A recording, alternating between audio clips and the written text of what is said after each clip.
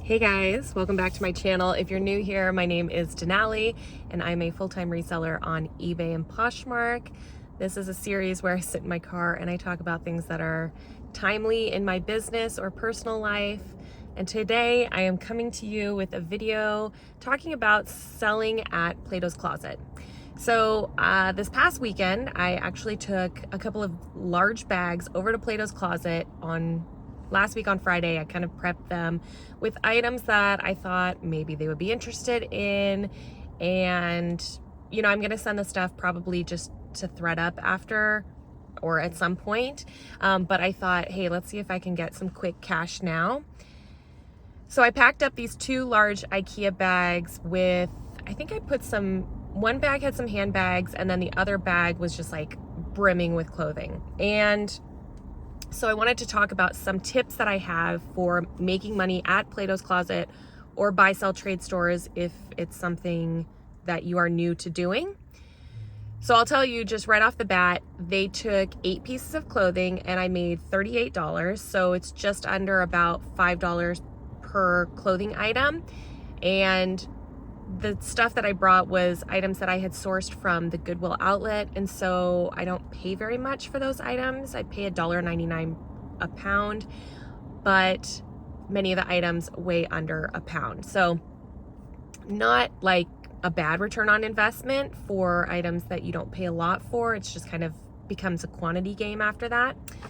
So anyways, 8 items doesn't sound like a lot, which it maybe isn't necessarily, but there's a few factors that come into play when you're taking items to Plato's Closet, and I wanted to talk about those here today. So I have some notes that I wrote down. So the first thing is seasonality, right? It is wintertime right now. I was like, what month is it? It's the end of October, so it's cold outside. So they are going to sometimes be looking for certain types of items: jackets, sweaters, coats, jeans, anything in that sort of way. But at the same time, when I peeked in and saw like, what did they take from me? There was a pair of like really short shorts, like an athletic wear. So, yes, while they are looking for items that are going to keep you warm, they are still looking for items that are trendy. And I will add to that, it's like your question might be, well, were they Lululemon shorts or something like that? No, they were just Old Navy shorts. So yeah, you never know, right? So I do think that seasonality comes into play. There was a sweater that they took from me, but then there was a lot of other sweaters that I was surprised that they didn't take. And I guess that's another part that I'll get into here. So another thing to keep in mind is, what does this store typically accept? So it's worth looking around at the buy, sell, trade store at what sort of brands that they typically take there. For the one that I visited, the Plato's Closet that I visited, it is right near my local mall. And because of that, they have a lot of mall brands. Also based on the demographic kind of just in that area, there's just a lot of mall brands. And I would even say I've seen Walmart brands there before. So they really will take a lot of different stuff.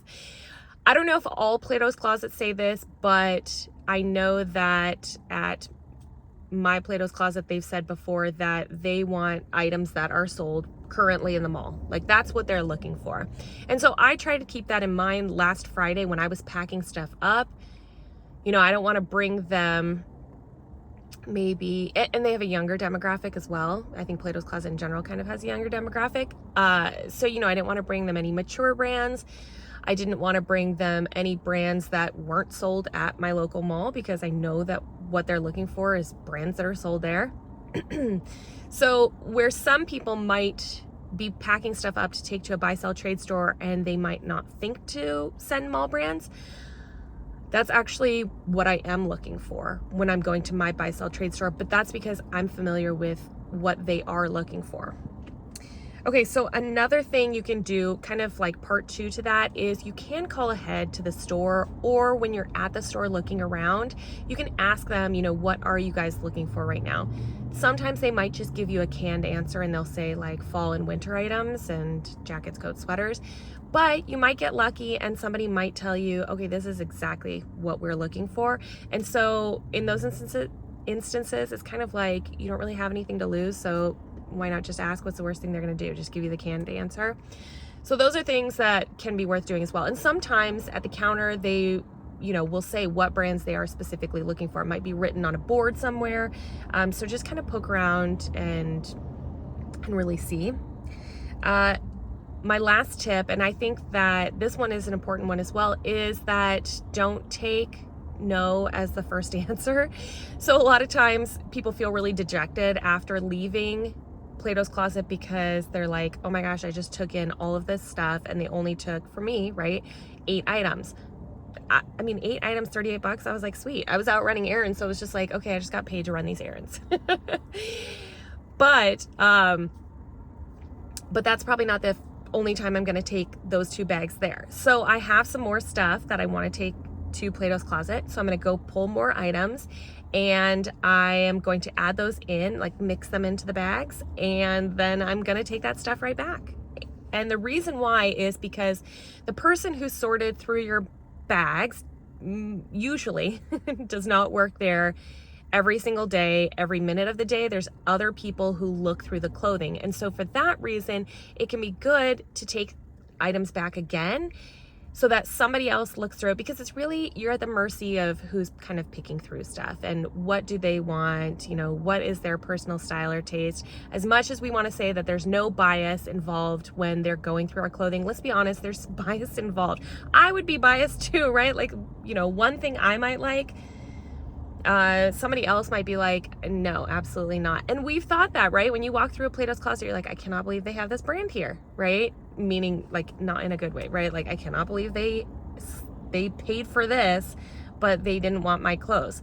And that's because, all the pickers are different, right? In the same way that we as resellers, all of our pickers are different as well. So don't take no as your first answer. Arguably, I would say go a couple times and maybe even 3 times and just kind of keep adding, and especially if there's something in there that you're like, I know they would want this.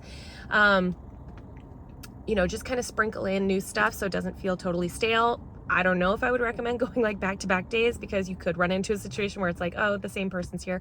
Maybe give yourself a couple of days in that respect. But don't take no as the last answer. And then my final steps from there, I would say, if all else fails and they're not really interested, I've kind of brought stuff in a few times and they're not interested in those items, then at that point, yeah, I'm probably going to send items to ThredUp, because it would be stuff that, at this point that I'm just kind of looking to get rid of.